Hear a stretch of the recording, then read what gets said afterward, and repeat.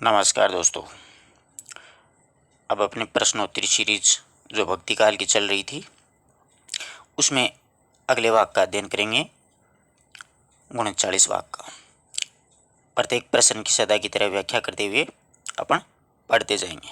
किसी भी प्रश्न में किसी प्रकार का अगर आपको कोई डाउट लगे तो आप कमेंट बॉक्स में ज़रूर लिखिएगा, ठीक है। तो आज का अपना पहला प्रश्न है, ये जो अपना भक्ति काल का टेस्ट सीरीज है इसमें स्पेशली बने सूफी और अष्टसाप के कवियों को ही लिया है। तो देखिए पहला प्रश्न है, कौन सी सूफी रचना में बहुपत्नी का सर्वथा अभाव पाया जाता है। यानी अधिकांशतः सूफी जो भी रचनाएं हैं उनमें बहुपत्नी पाई जाती है, यानी एक मुख्य नायिका होती है और अन्य नायिकाएं भी होती हैं। तो हंसावली, मर्गावती, मधुमालती या चंदायन।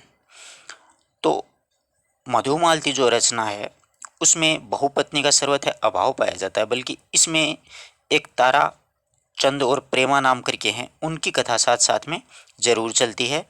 और मधुमालती जो रचना है उसमें बहुपत्नी का बिल्कुल भी कहीं पर भी जिक्र नहीं किया गया है। सिर्फ एकमात्र ऐसी रचना है जिसमें एक पत्नी का ही वर्णन किया गया है। ये मधुमालती जो रचना है वो किसकी है? मंझन की है, ये भी ध्यान में रखिएगा। इसका नायक है वो मनोहर है। वो मधुमालती को अंत में प्राप्त कर लेता है, यानी अपने नायिका को प्राप्त कर लेता है। और ताराचंद और प्रेमा की कथा है वो अक्सर साथ में चलती रहती है।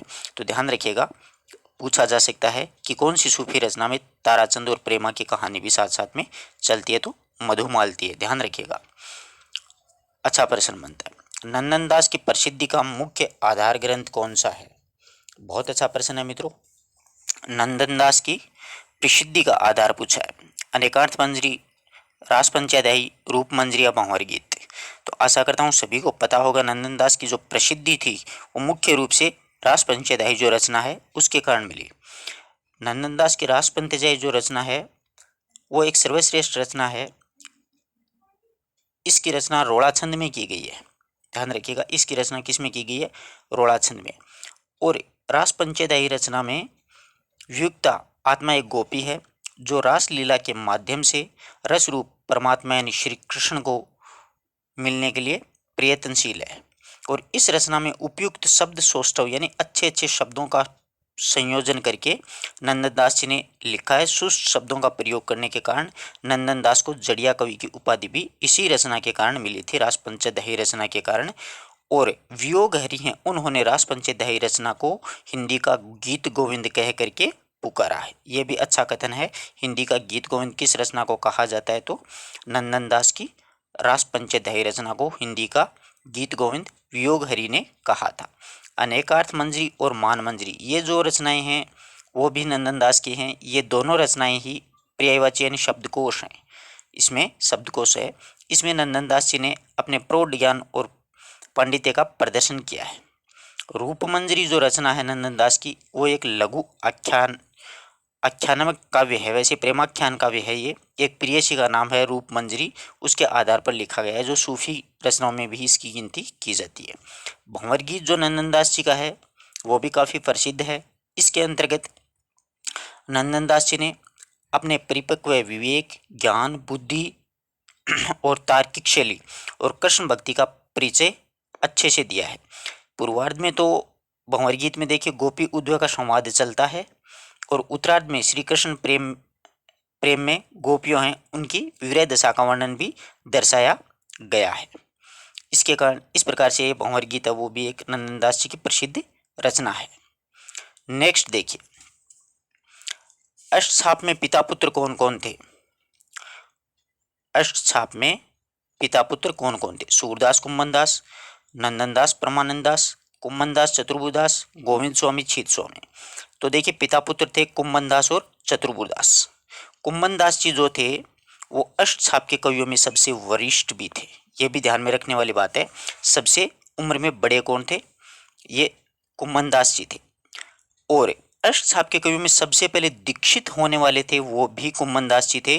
कुंभनदास जी को वल्लभाचार्य जी के द्वारा 1492 में दीक्षित किया था। ये भी ध्यान में रखने वाली बात है। सम्राट अकबर था वो भी कुंभनदास जी से काफी प्रभावित था। तो बार बार कुंभनदास जी को फतेहपुर सीकरिया आगरा बुलाता रहता। तो एक्चुअल में हुआ क्या कि कुम्मन दास जी ने एक दोहा लिखा था, वो कई बार परीक्षा में पूछा भी जाता है। परेशान आ गए कुम्मन दास जी, अब रोज यही कहते कि हाँ कुम्मन दास जी आ जाओ, आपके कुछ पद सुनने हैं, ये करना है वो करना है, तो आदमी तंग आ जाता है। तो कुम्मन दास जी तंग आकर के अकबर को एक छंद भेजा था, सुनाया था कि भक्तन को कहाँ सिकरी सो काम, आवत जावत पनैया टूटी, बिसर रहे हो हरि नाम। ठीक है ना। ये कई बार परीक्षाओं में पूछा जाता है कि ये किसका कथन है, तो अच्छे से याद रखिए, ये कथन है वो कुम्मन दास जी का ही है। ठीक है। कुम्मन दास जी ने श्री कृष्ण की एक दार्शनिक पीठिका भी तैयार करवाई थी, और इनके जो पुत्र थे जिनका नाम था चतुर्भुज दास, चतुर्भुज दास इनके सबसे छोटे पुत्र थे। ये भी ध्यान में रखना, चतुर्भुज दास हैं वो नंद कुम्मन दास जी के सबसे छोटे पुत्र थे। इस प्रकार से अष्टछाप शाखा में पिता पुत्र जो थे वो कुम्मन दास और चतुर्भुज दास थे। नेक्स्ट देखिए, बहुत अच्छा प्रश्न है मित्रों। अगला प्रश्न है अपना, शुक्ल ने किस रचना को अंतिम सूफी रचना माना है? शुक्ल ने किस रचना को अंतिम सूफी रचना माना है? इंद्रावती, अनुराग बांसुरी, ज्ञानदीप या रसरतन? तो देखिए, अनुराग बांसुरी जो है नूर मोहम्मद की रचना, उसको शुक्ल ने अंतिम सूफी रचना माना है। और नूर मोहम्मद की एक रचना और है इंद्रावती, और अनुराग बांसुरी है वो सूफी की अंतिम रचना मानी है। इसके बाद में अगर देखते हैं तो रस रतन जो रचना है ज्ञानदीप, ज्ञानदीप जो रचना वो शेख नवी की है, और रस रतन जो रचना वो पुहू के नाम करके एक कवि है उनके द्वारा लिखी गई है। तो यह प्रश्न पूछा जा सकता है कि शुक्ल ने अंतिम सूफी रचना किसे माना है, तो अनुराग बांसुरी को अंतिम सूफी रचना माना है। कौन सा भक्त कवि अपना उपनाम है वो अग्र अली के नाम से लेखन कार्य करते थे? आशा करता हूं कि इस बात को भी आप सभी को अच्छे से पता होगा। तो देखिए, विष्णुदास और लालदास, अग्रदास या नाभादास। तो अग्र अली के नाम से लेखन कार्य करने वाले कौन थे? अग्रदास जी थे, क्योंकि ये सीता को स्वयं की सखी मान करके पूजा करते थे, पूजा अर्चना करते थे, और ये जाति से डोम थे। तो अग्र अली नाम से लेखन कार्य करने वाले कौन थे? अग्रदास जी थे। इन्होंने राम भक्ति शाखा में श्रृंगारिक भावना का समावेश इन्हीं के द्वारा किया गया था। ठीक है। इनकी प्रसिद्ध रचनाएं ध्यान मंजरी है, राम भजन मंजरी है, रामाष्टायाम है, उपासना भावनी है, हितोपदेश भाषा है। इस प्रकार की 5-7 रचनाएं इन्होंने लिखी थी। तो अग्रेली के उपनाम से अग्रदास जी कई बार पूछा जाता है। तुलसीदास जी किस रचना में अखिल भारतीय ज्ञान का कोश कहा जाता है, ज्ञान का सार कहा जाता है? तो रामलला नहेच्छू, वैराग्य संदीपनी, ब्रव्य रामायणी, पार्वती मंगल। तो वैराग्य संदीपनी जो रचना है, इस रचना में तुलसीदास जी की जो रचना है इसमें संतों और महंतों का वर्णन है। इसके कारण इस रचना को अखिल भारतीय ज्ञान का सार भी कहा जाता है। ठीक है, ध्यान रखिएगा, छोटी सी रचना है। और ये रामलला नहेच्छू है, पार्वती मंगल है, जानकी मंगल है, ये जो रचनाएं हैं वो तुलसीदास जी एक बार मिथिला की यात्रा पर गए थे। तुलसीदास जी एक बार क्या है, मिथिला की यात्रा पर गए थे, तब उन्होंने इन 3 रचनाओं का लेखन कार्य किया था, पार्वती मंगल, जानकी मंगल और रामलला नहेच्छू। तो एक उक्ति प्रसिद्ध है कि मिथिला की रचना में नहेच्छू मंगल दोय, नहेच्छू यानी रामलला नहेच्छू, मंगल दोय पार्वती मंगल और जानकी मंगल। इस प्रकार से आप इन 3 रचनाओं को याद रख सकते हो। ब्रव्य रामायण जो रचना है तुलसीदास जी की, वो रचना तुलसीदास जी के अभिन्न मित्र थे रहीम, उनके आग्रह पर ब्रव्य छंद में तुलसीदास जी ने की थी ब्रव्य रामायण। ध्यान रखिएगा। ठीक है, बहुत ही प्रसिद्ध रचना है, कई बार ये परीक्षाओं में पूछी भी जाती है कि ब्रव्य रामायण की रचना किसके आग्रह पर की थी, तो रहीम के आग्रह पर। और एक रामाज्ञा प्रश्नावली है, वो एक ज्योतिष थे पंडित गंगाराम जी, उनके आग्रह पर उन्होंने रामाज्ञा प्रश्नावली की रचना तुलसीदास जी ने की थी। ठीक है। नेक्स्ट देखिए, अष्टछाप के कौन से कवि, बहुत अच्छा प्रश्न है मित्रों, अष्टछाप के कौन से कवि राजस्थान से संबंधित थे? छीत स्वामी, गोविंद स्वामी, चतुर्भुजदास या सूरदास?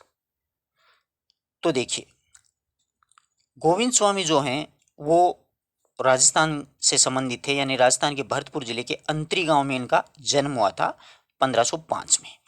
तो राजस्थान से संबंध रखने वाले कौन थे? गोविंद स्वामी थे। वो अष्टछाप के कवियों में बहुत प्रसिद्ध संगीतज्ञ थे। अगर सूरदास के बाद में अगर किसी संगीतज्ञ की चर्चा की जाए तो संगीतज्ञ में गोविंद स्वामी का नाम ही आता है।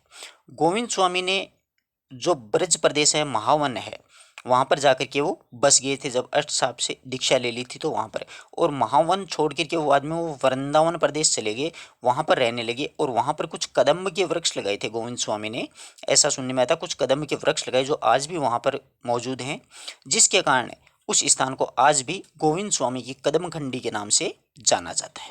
कई बार पूछा जाता है ये कथन कि गोविंद स्वामी की कदम खंडी है वो किस के कारण प्रसिद्ध है, तो गोविंद स्वामी ने गोवर्धन पर्वत पर कुछ कदम्ब के वृक्ष लगाए थे, जिस कारण उसे आज भी गोविंद स्वामी की कदम खंडी के नाम से जाना जाता है।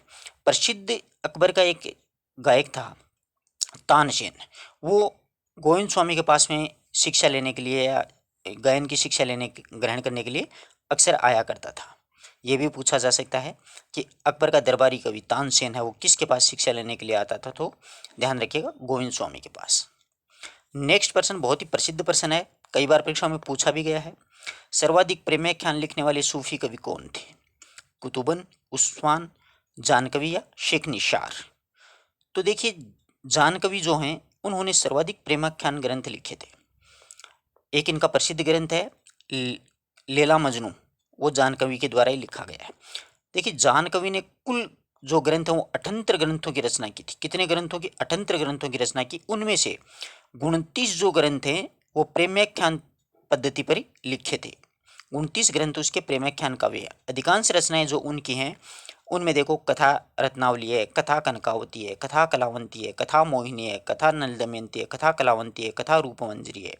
इस प्रकार से इन्होंने कुल 78 में से 29 प्रेमाख्यान ग्रंथ लिखे थे। तो सर्वाधिक प्रेमाख्यान ग्रंथ है। कई बार पूछा गया प्रश्न है कि सर्वाधिक प्रेमाख्यान ग्रंथ किसके द्वारा लिखे गए हैं, तो ध्यान रखिएगा जानकवि के द्वारा लिखे गए हैं। संख्या अगर पूछ ले तो 29 लिखनी है, टोटल ग्रंथ पूछ ले तो 78 बताने हैं। नेक्स्ट प्रश्न बहुत ही प्रसिद्ध है। जायसी ने आखिरी कलाम रचना में किस शाही वक्त की प्रशंसा की? शेरशाह सूरी। अपने दिमाग में यही रहता है, वो क्यों रहता है इसका कारण है कि पद्मावत जब रचना लिखी थी जायसी ने, उस वक्त दिल्ली के बादशाह शेरशाह सूरी थे, तो अपने दिमाग में शेरशाह सूरी रहता है। दूसरा ऑप्शन बाबर, अलाउद्दीन और फिरोज शाह है। तो आखिरी कलाम जो रचना है उसमें जायसी ने अपने शाही वक्त की प्रशंसा जो की है वो बाबर की है। ये देखो, मसनवी शैली होती है एक। इसमें क्या होता है कि कोई भी रचना हो, जो कवि या जो लेखक जो रचना लिखता है तो उसमें सबसे पहले रचना प्रारंभ करते समय अपने ईश की वंदना यानी अपने ईश्वर की वंदना या फिर पैगंबर ईश्वर अल्लाह की स्तुति या फिर शाही वक्त होता है उसकी प्रशंसा करनी जरूरी होती है, वरना वो रचना नहीं लिख सकता था उस टाइम। तो जब आखिरी कलाम लिखी थी उसमें जायसी ने कयामत का वर्णन किया है। ये भी ध्यान में रखिए, किसका वर्णन किया? कयामत का वर्णन किया। अखरावट जो रचना है उसमें प्रत्येक वर्णमाला के प्रत्येक अक्षर को लेकर के सिद्धांत निरूपण किया है। तो आखिरी कलाम में कयामत का वर्णन है और बाबर शाही वक्त था, तो बाबर का वर्णन इसमें सबसे पहले किया गया है। कई बार पूछा जाता है, अगर पद्मावत में पूछ लेगा तो शेरशाह सूरी शाही वक्त था, तो शेरशाह सूरी के बारे में सबसे पहले जायसी ने शेरशाह सूरी शाही वक्त मान करके इसकी प्रशंसा के रूप में एक दोहा लिखा था। तो ये सबसे पहले मसनवी शैली का ये नियम होता है कि सबसे पहले शाही वक्त ईश पैगंबर इनकी स्तुति के रूप में एक दोहा लिखना ही लिखना पड़ता है। ठीक है, तो आखिरी कलाम में बाबर था और पद्मावत में शेरशाह सूरी। नेक्स्ट प्रश्न बहुत ही प्रसिद्ध है मित्रों, देखिए, अष्ट छाप में सर्वाधिक कुशाग्र बुद्धि कौन थे? तो अष्ट छाप में सर्वाधिक कुशाग्र बुद्धि सूरदास, परमानंद दास या फिर छिदस्वामी या कृष्णदास? तो देखिए, अष्ट छाप में सर्वाधिक कुशाग्र बुद्धि जो थे वो कृष्णदास थे। अष्ट छाप में सर्वाधिक कुशाग्र बुद्धि कौन थे? कृष्णदास थे। ये अष्ट छाप के अंतर्गत क्या कि अधिकारी के नाम से भी जाने जाते थे। और कुशाग्र बुद्धि होने के कारण ही वल्लभाचार्य जी जो हैं उन्होंने श्रीनाथ जी के जो मंदिर की पूजा अर्चना है उसका सेवा का संपूर्ण प्रबंध है वो भी कृष्णदास जी को ही सौंपा था। एक ऐसी किंवदंती है यानी एक ऐसी प्रसिद्धि है, लोगों का कहना है कि जो कृष्णदास जी थे वो एक बार कुआं बनवाते समय उसमें गिर जाने से इनकी क्या हो गई थी? मृत्यु हो गई थी। वो अपने इनका जन्म वो गुजरात में हुआ था। अपनी गुजराती भाषा में वो कुछ पद हैं वो लिख करके गए थे। तो ध्यान रखिएगा, सर्वाधिक कुशाग्र बुद्धि या फिर अष्टसाप में अधिकारी कहने वाले कौन से कवि थे? तो कृष्णदास जी थे। और कृष्णदास जी का जो जन्म है वो 1496 में हुआ था, ये ध्यान में रखिएगा, और मृत्यु 1578 में हुई थी कुएं में गिरने के कारण। तो कुशाग्र बुद्धि या फिर अधिकारी का अगर प्रश्न पूछ लिया जाएगा तो कृष्णदास जी ही होगा। नेक्स्ट प्रश्न देखिए, बहुत ही अच्छा है। तब घर में बैठे रहे नाइन हाट बाजार है, मधुमालती मर्गावती पोथी दोय उचार है। यह कथन किसका है? इस प्रकार के कथन देखते हैं अपन, सबसे पहले दिमाग अपना शुक्ल पे जाता है, यहाँ से हटता है तो हजारी प्रसाद द्विवेदी, फिर महावीर प्रसाद। परंतु ये जो कथन है ना, वो बनारसीदास जैन का है, जिन्होंने अपने हिंदी साहित्य जगत में प्रथम आत्मकथा लिखी थी अर्धकथानक नाम से।